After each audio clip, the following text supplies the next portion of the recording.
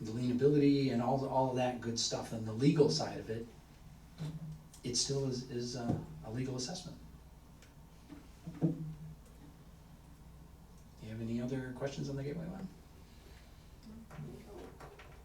Ed? I mean, No, Mr. Tinkle? No, I'm fine. Okay. All right, let's move on to Pelican Preserve then, so you can see what we did there. Next one. Go on to the next one, please. Next one. There we go. We were, again, under the impression that the Pelican Preserve community wanted to maintain the EAU assessment for each product type.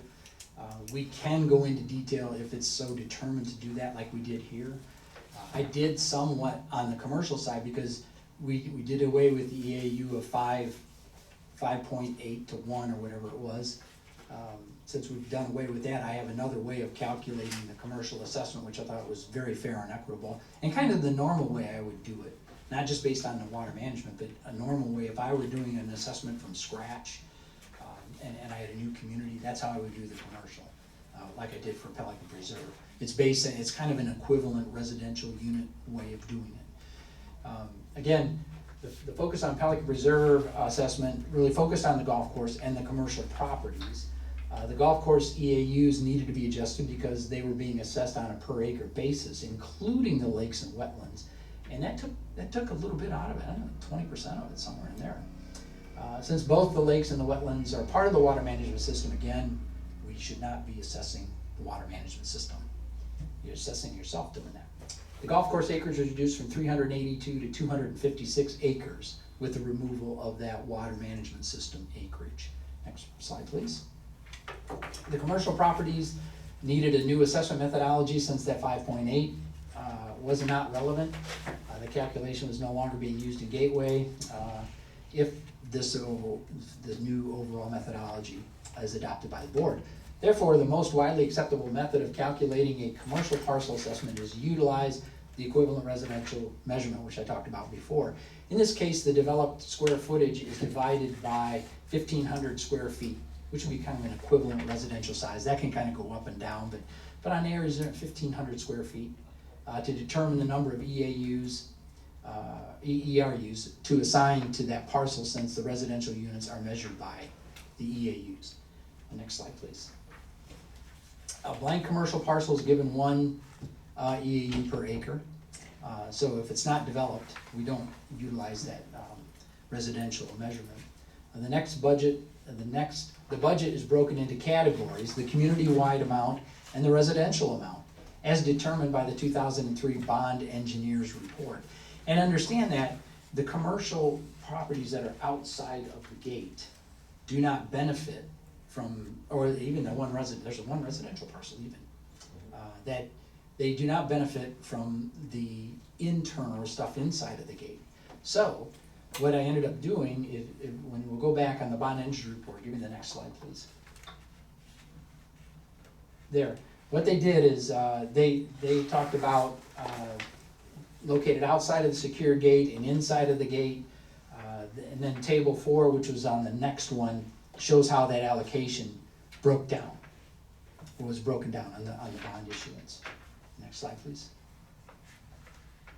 So what they did is the phase 1, which was the community-wide budget, and then they had the phase 1, which is the residential or inside of the gate. So everybody benefited by the community-wide ones, including the people outside, including the parcels outside.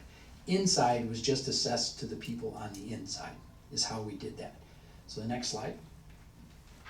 On Pelican Preserve, the total 2019 and 2020 budget. You guys didn't have very much every year, did you? It was 2019 and 2020. It was 2.7 million.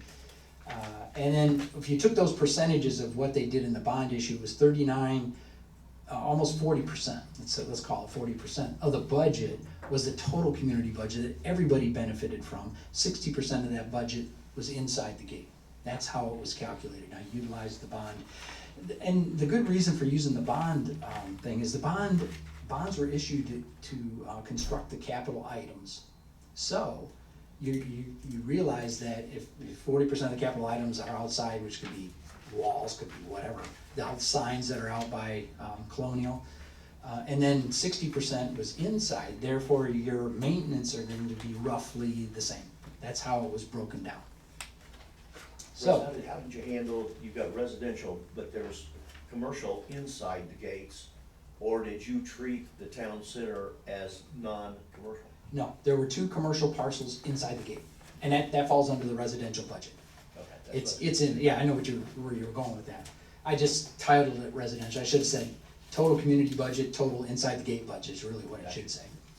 Okay, next slide. That's supposed to say total 2019, 2020. That's what I was saying, Correct. yeah, if you divided all that by 10 years, Yeah, I mean, exactly. they got away with really well. Just wanted to make sure.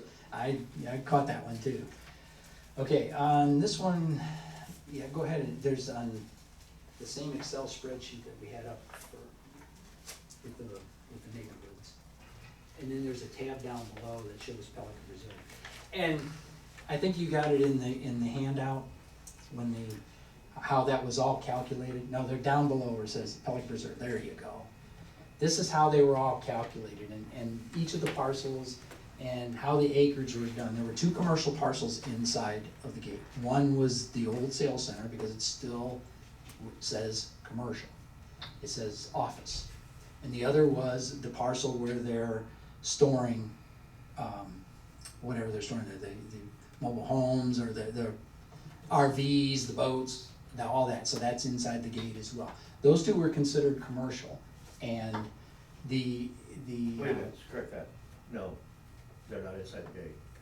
The storage facility and the golf maintenance are outside the gate. Okay, so then I'll need to move that. They're within the east side of tree line, but They're outside of the gate. outside the gate. So essentially, You then can't there- access them from inside. okay, so essentially then there's only 1 commercial parcel inside the gate. Town center, Correct. Well, yeah, and it's the sales office, because the rest of the town center is not, according to the property appraiser, and that's what I go by, is the property appraiser code. well, they had it as a golf course. Right. But you'll see when you go through the parcels, how it was calculated, into detail. So as you can see here, here's how I broke them out. Go down a little bit further. Actually, I have to get closer. Now, usually, Oh, there you go, thank you. so that's the one, see it says Pelican Reserve Golf Course, I'm sorry. I'll just get Oh, that in thanks. the way. That's the one, that's the vehicle recreation Yeah, and the sales office. Actually, those were all the platted commercial, but those were the 2 inside of the gate. So we did move this one that said golf course, I moved that, that's why it's yellowed, moved into commercial, took it out of the golf course. Actually, we'll have to widen that 1 column, but anyway, as it came out, it did the total, go up a little bit so I can see the top. I gotta see these categories. That was the acreage. Those were by acres. 107, no, those EAUs. Unplatted commercials, that's gotta be, well, those ones down below are outside the gate, so you have the, storage, vehicle storage in the proper place. It's below, it's outside. okay. All of those, Milburn, Walgreen, all of those are outside the gate. Yeah, all of them, but the only one that's inside is the one on the top. Oh, but Yes, that- that is definitely inside the gate. Correct. But anyway, as it turned out, what I ended up doing, so for instance, the Winn-Dixie, that total is almost 70,000 square feet divided by 1,500 square feet by an EAU, or ERU, that gives them 107 EAUs. So that's how all those were calculated. And this was the before, and on a per EAU, that's what it came out to be. So if we had a $400 one, 87, and then 905, those were the old assessments. So go back over to the right. Sorry. And go up. So you see, here's inside the wall and outside the wall, how that was all calculated. And then the amount of assessments that they got. So if you keep going down, and then over to the right again, sorry. there we go, that's what I was looking for, and take, yeah, double, thank you. So what happened, when you add all of these up, this is how they changed, see, some of the commercial parcels changed pretty significantly. And the golf course changed, of course, and went down by, well, not quite a third, maybe 30%, 25%. And some of them went up because of their uses. So you're inside the gate residential, unlike Gateway, where we have separated multifamily from single family. You've got multifamily, single family merged and all get one Correct. in Pelican. Just like they're doing now. Now, And I guess, Russ, I think the question that might be raised is, how can you have a differential within the same large That community? was my question. And use a different If- approach. What's the rational basis for that? if, well, Tony, I mean, we can go back to the old EAU of 1, which is what it was before. I did it this way because that was the kind of the direction I was getting. However, that can change and it's very easy to change if you want to go. I'm just wondering, How can you say it's asking one the and not board the to other? adopt an approach, and if one approach in one part of the community, different approach in another, is there a basis for that different approach, other than one community may like to maintain the status quo? And in the past, I what think you, that's the board's thinking. Yeah, I don't mean Well- to speak for the board, but well, that's. let me, I agree. no, and I agree with you too. What I'm saying though is you give them a lump sum amount, right? Is what they get from for their budget portion. They get a Well, lump, the board, the board does. I mean. No, I don't. Well, no, Just- it's just straight on the percentages that we talked about earlier. So what I would need to That's it. know, if we were gonna get into that kind of detail, I'm gonna need to know how much is related to roads, how much is related to water management, how much is related to their administration. In order to do what we need to do. It can be done, and I have the data to do it. Again, unless Well, there's there's a a- logical basis or rationale Well, there's for a- treating that community differently than the rest of the community. Or there's another way of doing it, a happy medium, and that's just simply take the multifamilies like we did in Gateway, pull the multifamilies out, forget the breakdown of the 3 component parts, and have them all a component of the total residential. So if you've got 3,000, let's say, of which 2,000 is multifamily and 1,000 is single family, you would have 1 multiplied by 1 and the other one multiplied by 0.7. Put it that way, As an EAU or as an something. EAU. Yeah. So make the multifamilies a percentage, and you could argue anywhere from 0.65 to 0.75 probably, if you wanted to do it that way. If somebody from, and I don't know what the knowledge or understanding of the people in Pelican Reserve is, as to, do they understand this, that would even be a question raised. Well, the other point, and what we can do it as the percentage of the trip generation that we have in data here. It says, it's 9.5 or 9.57 and 5.81, and there's one part of the percentage, and then you go over and do the water management. We know what a single family is doing here, and what a multifamily does on a per unit basis, on average. We can use those as, the apportionment part of that. That's a lot of. Well, no, it's not as much as you think it would be, because we already have the data. It's not going through and doing, I have all the individual parcels over there. And they don't have, I don't believe, you don't have an amenity package, do you, like we have Parks and Recreation? To my knowledge, there are no district recreational facilities within Pelican Reserve. Yeah, it's all tied up to the town center. Yeah, It is. It's HOA. The town So, center- see, that eliminates a lot of the, what we have here, they don't have there. Right. So I guess from the board's perspective, not speaking for the board, but if there is to be a different approach, I'll call it, Mhm. in Pelican Reserve, as opposed to the other parts of Gateway, is there a supportable rationale to have that differentiation? Which may allow you, the board, to do that and say, well, Pelican Reserve is unique for these following purposes, and so this methodology is appropriate in Pelican Reserve, Yeah. and different methodology appropriate in the balance of Gateway. Well, where it's gonna come is you're gonna have somebody in a single family in Gateway come in and say, I like what Pelican Reserve's got. We got 3,800 single families and we got 1,278 multifamilies. While they get a deal over here, they don't get a deal over there. I like their deal better. Well, and. That's what could happen. Well, that is the point. If we're going to do it, what I would recommend we do is utilize those percentages, knowing, That's what I would do. knowing that single family generates more trips than multifamily, and those sort of, and we don't have to go into the individual line items from them, because you're giving them a lump budget at that point. So what we can do is say, listen, on a percentage basis, if you look at Gateway, single family is affecting the budget at an 80% level, and the multifamily is at a 50% level. And you can use those percentages over there and say all the single family units would have this percentage and it would be that percentage. And we have the basis here to rationalize. How easy is this to do, Russ?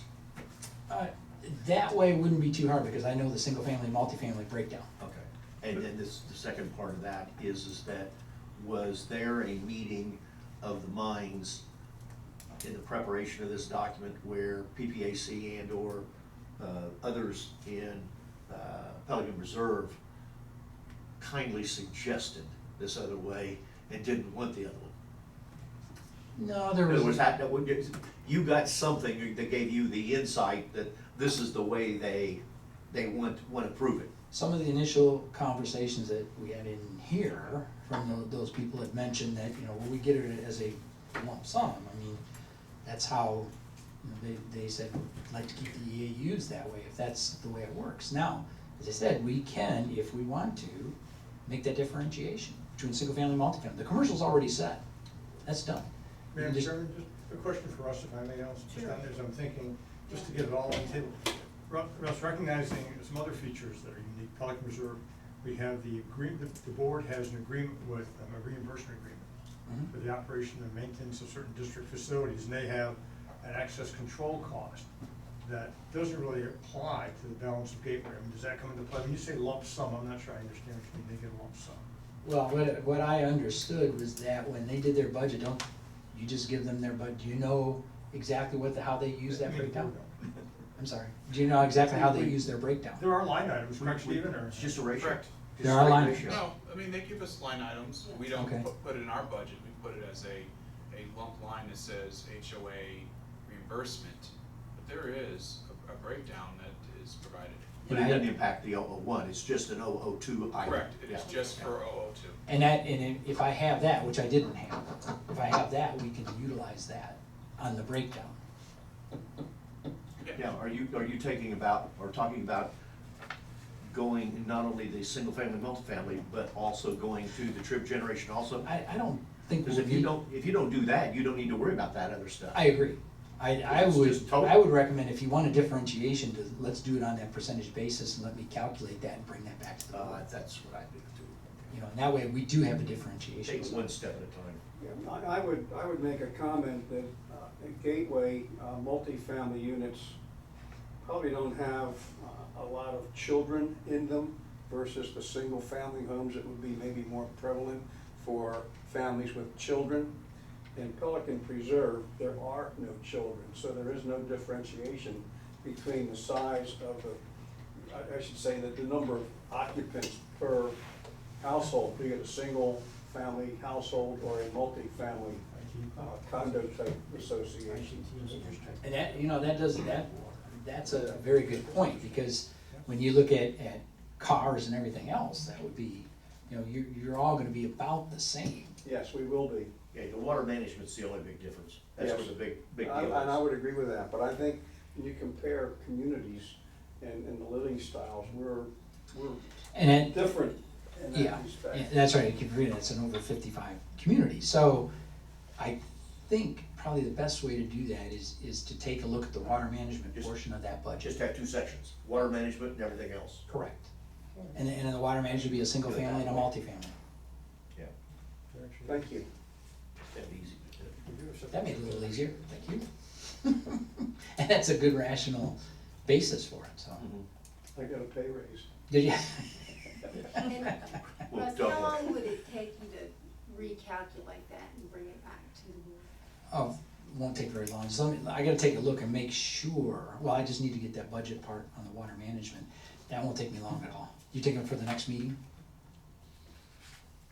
I'm gonna look at Chris and see.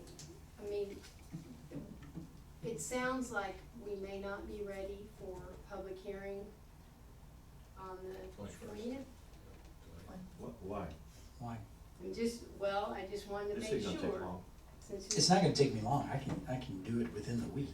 Okay, so bring it back to the next board meeting. And the only issue with that is typically we'll put that information in the board book, and that would be next Tuesday.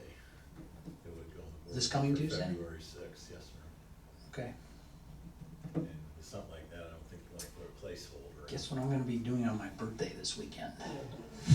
And not that's Super- why I'm. it's not I'm a Super little Bowl weekend. Well, I concerned. guess. That's when true. we talk about having the public hearings, today we're talking about council's principles. I think it's important to the board, there's no hurry, really. I think it's important to get, because we have time to the budget and everything else. But February 20th is the second meeting. Is there a reason why it couldn't be then, if we could go back a couple of weeks on the timeline to get it to a point? So if you where it's have your coming? public hearing in March Well, or that means first the part of public March. hearing would be at the first meeting in March then. Yeah, But you're still ahead of the budget. Or way ahead, then and also we need to get the engineer for the engineer's report, because when we ultimately come to the assessments Right, in July, August, we need to have this finalized and the engineer's report to accompany it. yeah, I think, I agree with you, I think if it's not gonna hurt you time-wise. Correct. I think instead of rushing it, I'd rather we get it right. And Russ, there is interesting, Delaware DOT did a trip generation on active adult communities, age 55 plus. Oh, Yeah, 2006. how many, 2006 trips per day? No, 2006 was the year they did it. No, I just kidding. No, it's interesting. They, You guys drive a lot over there, I'll send it to myself and I'll send it to you, how's that? that'd be great. Yeah. So, There is, I think there was an active adult community too in the ITE, I gotta take a look at it again. I think there's one in there. They have one for everything. Do they have golf cart trips? No, that's a good point. Yeah. so we'll push the Big point. Oh, no, timeline please to don't bring read this that. back You're a bad for man. February 20th. Yeah, that'd be And fine. we're looking at having the public hearing then the first meeting in March, which will be, Did you say that we have an updated copy of all the changes that we made? It's, Here, Chris is gonna, yeah, yeah, I wanna get a copy of the updated one, cause mine's all would marked be up. And March spreadsheets. 5th, March 5th? yeah. I think that's more reasonable, I think that gives us, you want me back on the 20th or the March the 5th? the 20th, Okay, And a public hearing on the 5th. on the 5th, Yeah. okay. both days. Okay. You both days. I will be there. And all the spreadsheets that are attached, both the Gateway and the Pelican, or both, we're gonna make some changes on Pelican, but the current one are all, you There, got 'em? Okay, you got 'em. I wanna get a copy of that then. Okay, thank you. You got 'em. So- Great. Great, So let great, me great. make that, Could you repeat those dates? He'll be presenting the changes we talked about on the 20th of February, Okay, and the public hearing will be the 5th of March. okay. thank So you. your people over there need to be on or about the 13th or 14th, going online and starting to read what the impact of this is. Well, when's the next PPAC meeting, Joe? It's the second week of February, So that'd be before whatever this. that is. Well, that might be an opportunity for us to, they said report, yeah, be ready for that meeting. I talked to Russ, if this is okay, Madam President? Yeah, go ahead. I talked to Russ briefly, if he'd be available to talk to the Pelican group, and he said he would, so maybe, Russ, we could look at that date. what's the date? Let's see here. Do you have I any? think it'll be February the 13th, yes, and it's at 2 o'clock. If Russ has to have it to us to print for the meeting on the 20th and go back 7 days, you're back to that date. So it should be basically in a position that your people could see it in pretty much final form. It's gonna be close. What I would do is I'd talk to Phil Measy and have him contact you and work that out. Sure, That's above my pay grade. mine too. We just doubled your salary, what are you doing? Oh, yeah. And just for the record, will you tell us who you are and what community you're from? Yeah, I'm Joe Schofield. I'm a member of the Pelican Preserve Advisory Committee known as PPAC, and I live in the community of Carina in Pelican Preserve. There you go. Thank you, Joe. You're welcome. Mrs. Flaherty, you have a question, comment? Comment. Go ahead. When you first presented, and I'm just gonna go back, you did say that you were going to look at the lots, and the impression was, and I'm gonna repeat, that you were going to do, whatever, assess them by lot size. That was the impression I got when you first presented, and I'm not happy that it's not like that. I just wanted to make that comment. Okay. And I will tell you, I've shown it to you 3 different ways. It's up to you how you want to accept the assessments. Does that make sense? Because I did it by lot size. I did it by every individual lot. And then I rolled them up, and then I rolled them up again. As for examples and possibilities of presenting the assessments. It wasn't, I did go where I took, each one has its own assessment. And hopefully on the 20th, we'll have a full board. So we'll be presenting this to 2 other members, so. Now, make sure all the typos are taken care of. Yeah, that Got 'em sounds all. good. Do we have anything else for us? Oh, question. Does this school get off the hook too and not pay any assessments? That's correct. So the high school also? Under Florida statute, that's correct. Yeah. Part of the theory is that one public entity, they would end up charging the public members additional cost to pay another public body, and so that's part of the rationale. And ultimately, you're paying for it anyway. It keeps Right. That's true. So, do we have any other questions? Did it make sense? It does. Thank you very much Thanks, for your Russ. presentation. Okay. And with that, we'll let you decide how you're gonna spend your birthday. Oh, yeah. Happy birthday, Russ. Happy Working on the Yes, assessment. happy birthday. Playing hockey. No, That's I'm tonight. doing that tonight. That's tonight, yeah. Tonight's playoffs. No, I'm officially a Medicare card carrier. Oh, boy. Part A, I hope, only, right? Really enjoy your birthday. Yeah, right. It's the official one.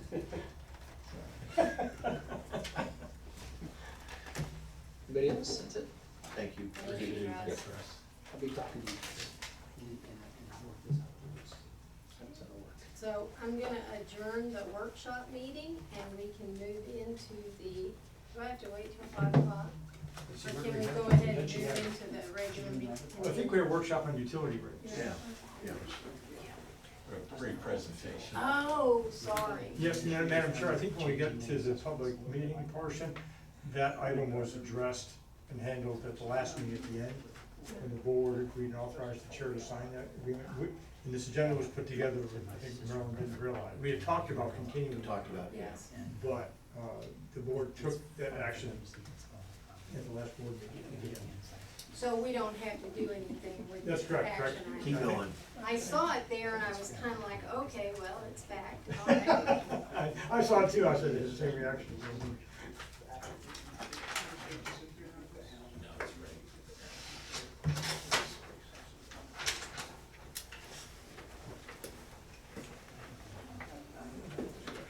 Well, we're really testing my new glasses, I can tell you that. How are they working? I'm really good. Just gonna call you Frank from. Thanks, Steven. Yeah.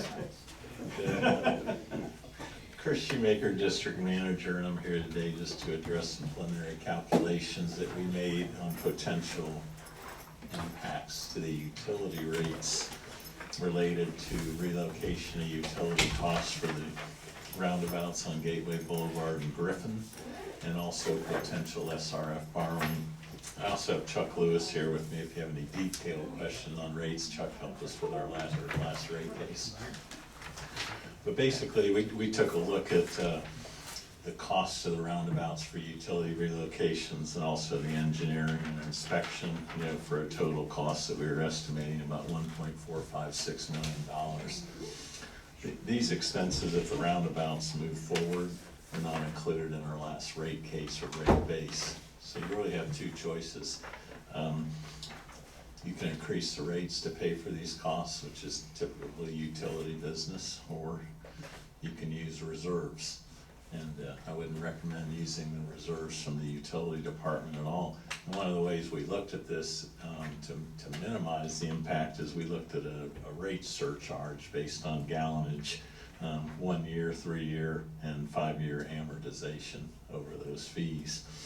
And the least onerous would be the 5 year amortization, and basically on your bi-monthly surcharge to cover that almost $1.5 million, you'd be at $8.48 on the bi-monthly bill, or $4.25 a month. And I always have an argument on this one. sure. This is surcharge that benefits everybody for a facility that I would have a difficult time arguing per thousand what that has to do with anything. I think it should be based on the base rate and put it across the board for one reason. We've got a bunch of people that are not here during 6 months of the year that under a per thousand, they aren't paying.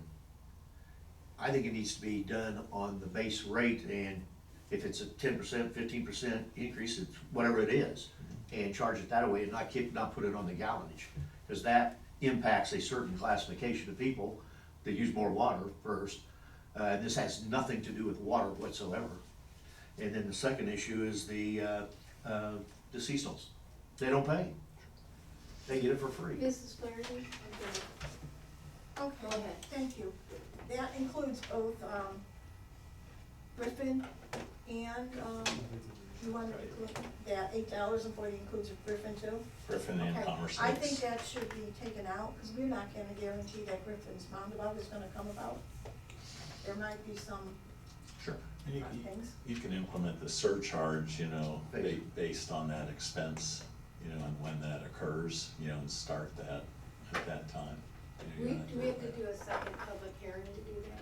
You'd have to, Yeah, in one, you have to, every time you increase or change it, you would. If you do a 5-year plan like we've done before, if you could do it at one time, then you could decide the following year not to implement it, have a hearing and modify it. One approach in having a surcharge in the base rate that actually may be beneficial from an adoption process is, if we create a new classification of fee that is a surcharge fee, we may have to create a new definition in our utility rule in order to have this new fee charge.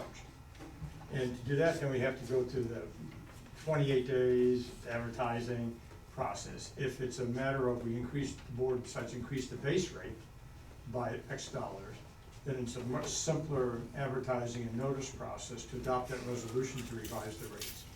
I don't know, Chuck, have you thought about that way, or no? Good to see you.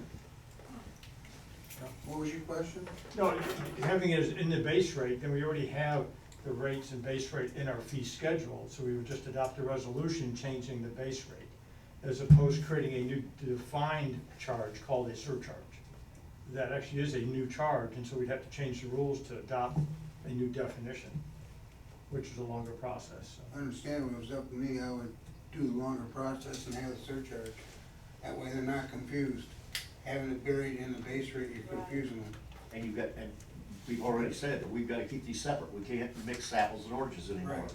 So we gotta have a base rate increase for water, base rate for sewer, and base rate for irrigation reuse. correct. And I just did a calculation, and if my ERUs are close, which I think they are, it's about $8 across the board per month. So if you would say they were equal, it would be $267 each.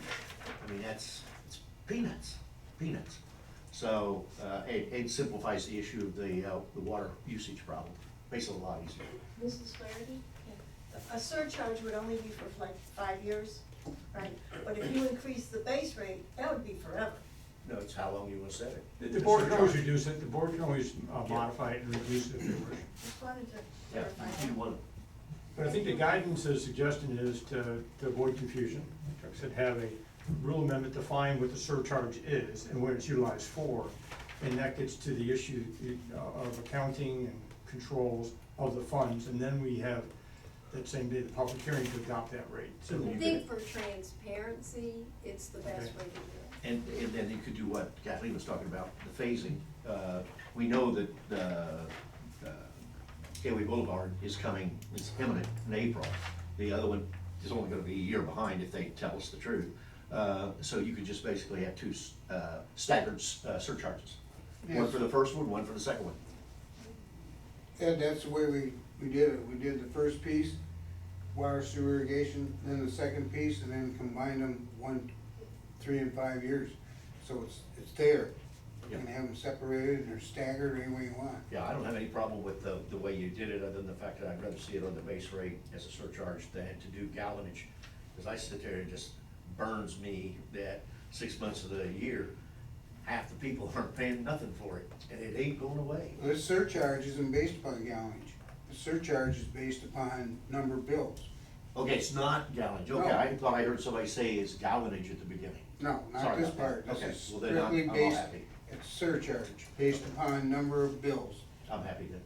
And Mr. Tinkle, I wanted to stress too, that when we bring in these numbers to you, this is a desktop exercise that we put together to give you an idea of the fiscal impacts. If we move forward with this, we will hire a rate firm What to come was in and the do this work. existing, Chuck, so that we have a comparison? Was my guesstimate about 267 across the board, close to what you increased the base?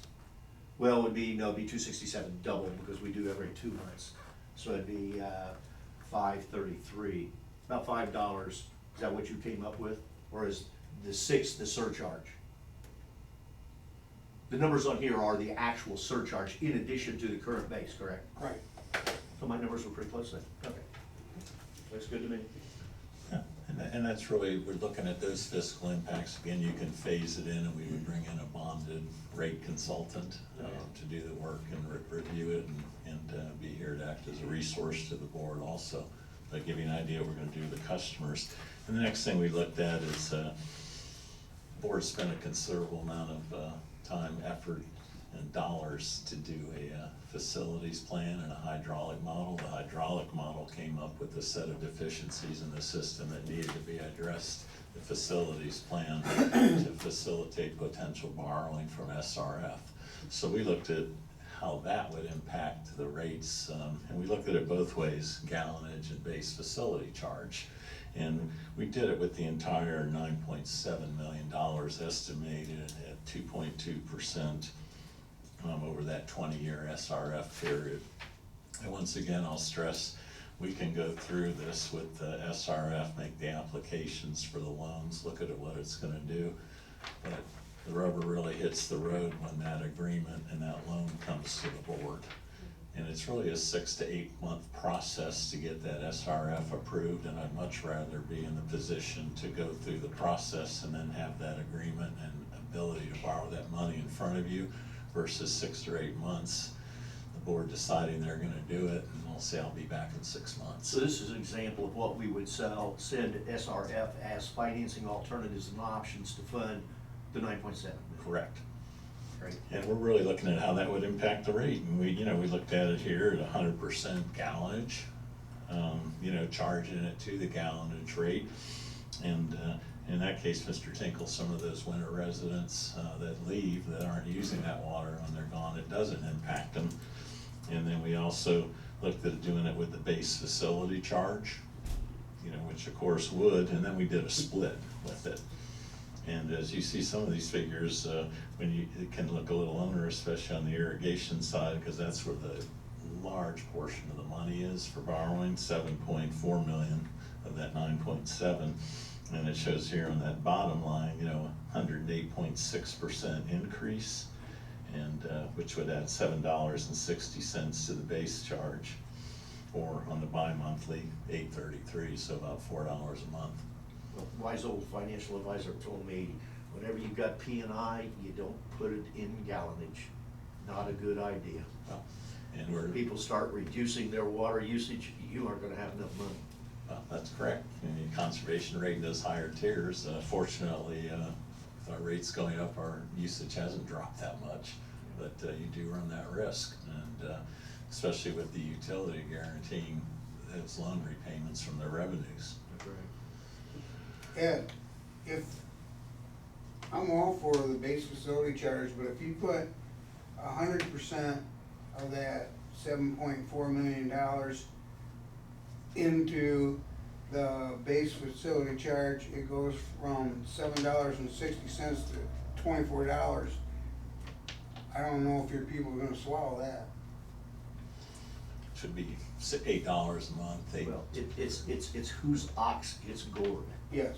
It's what it all boils down to. I'm all Who for the ox- base Somebody's facility gonna pay for it, so the matter is are you gonna pay for it equitably and everybody participate in the capacity addition, which has base rate written all over it, or is it a volume issue? And typically, your capital expenditures are wrapped into that base facility charge, Yes, sir. because that is where it's I suppose spread. if you wanna play a game, you can throw in another option, but you can then throw in another one is instead of 50-50, you go 25-75, You could. or 20-80, or. Yes, yeah. So there's all kinds of options, but we don't have to make a decision at this point in time. This is the concept that we're giving, what do you call it, SRF people. SRF, and again, we would move forward and get a bonded rate Very analyst consultant. firm to come in and, make those recommendations.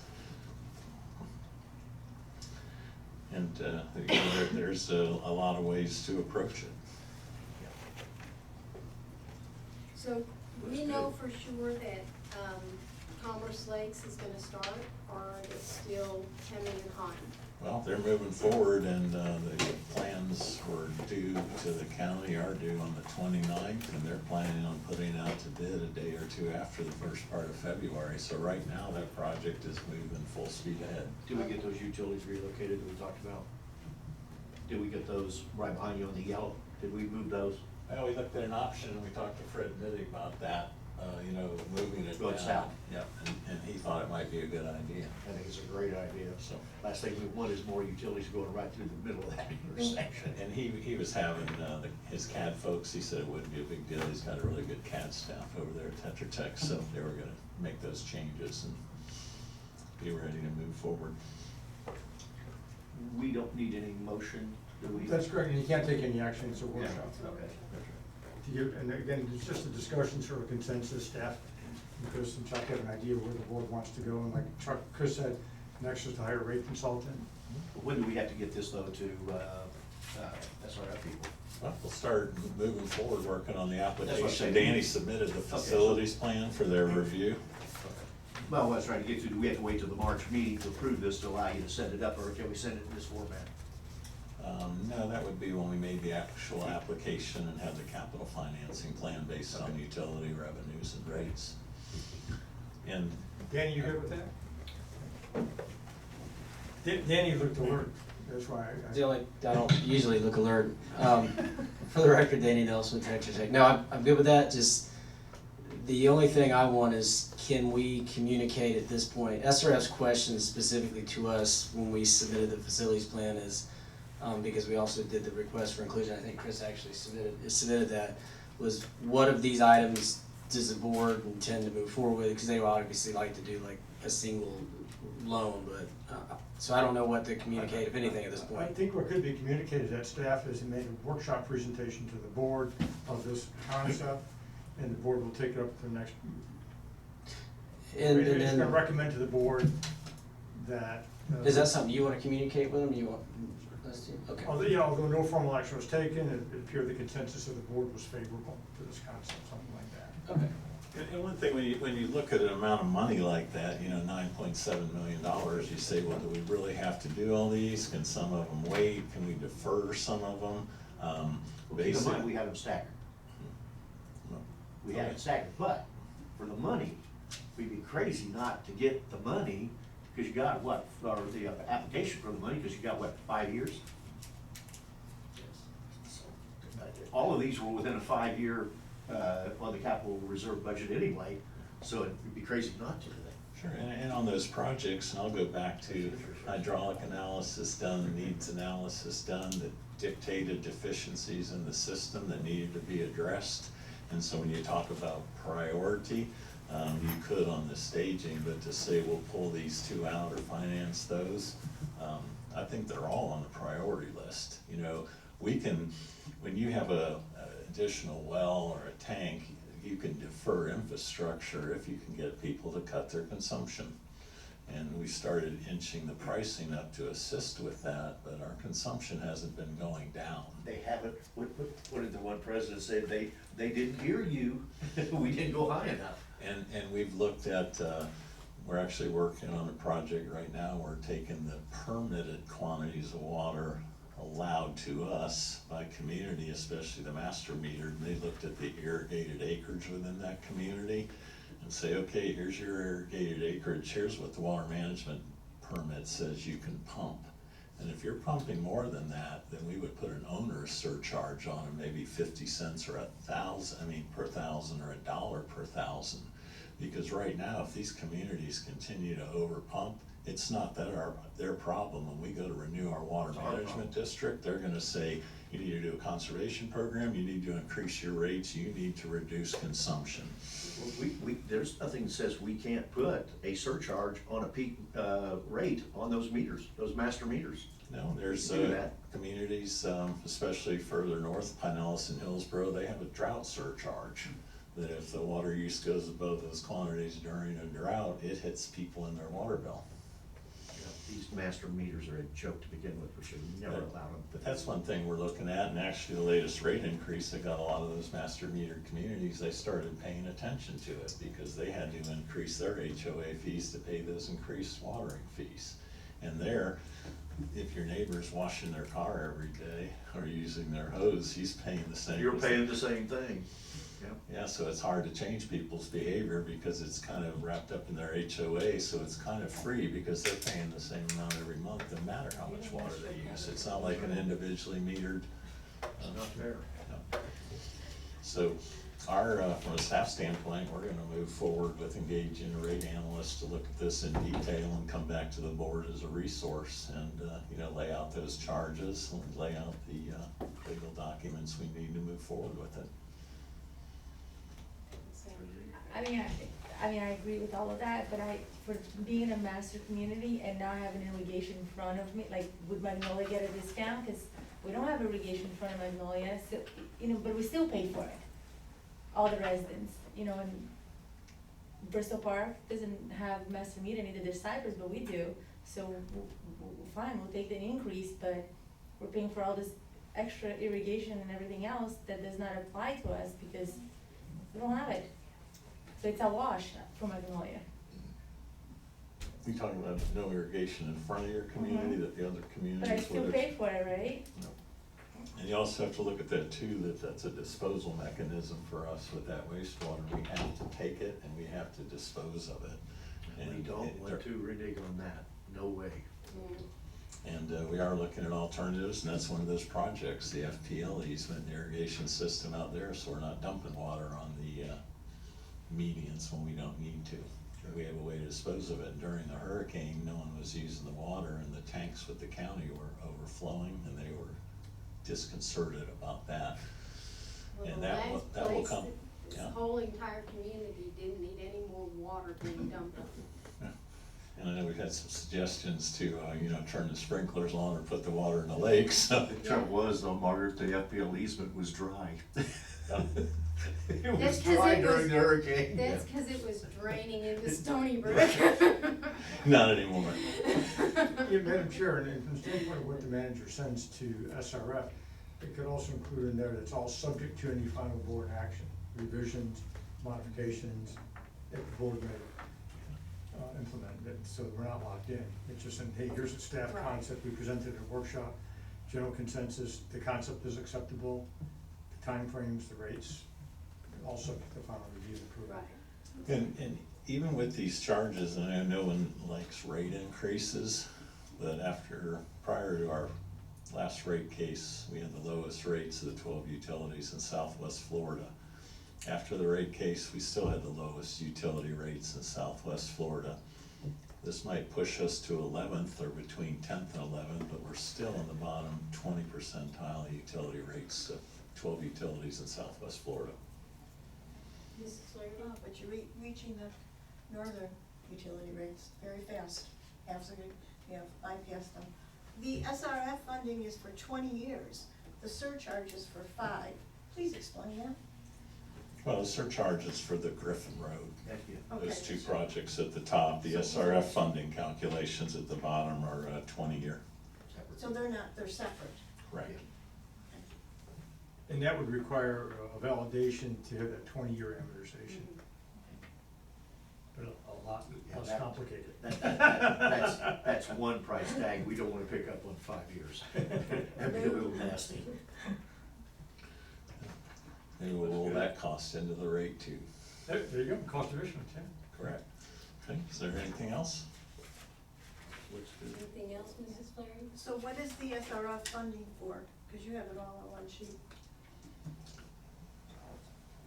We have a list of projects and the sheet right next to you, which is Danny's memorandum, if you'll grab that under my phone, lists those projects, and I can give you a copy of the facilities plan, Okay. which The wells, gives the the cost tanks, the estimate. bypass lines. That's what, but it doesn't say, it should have that it's the CIP facilities plan there, so that I would know that's what it's for, because it's underneath the gateway utilities, relocation costs. Sure. That's fine. Just need a clarification, thank you. That's true. Thank you. Any other questions for Mr. Shoemaker? So now I can close the 2 workshops, right? And we don't have anything to do with the other one we took care of at the last meeting, so we did adjourn that meeting. That's correct, and took care of that approval.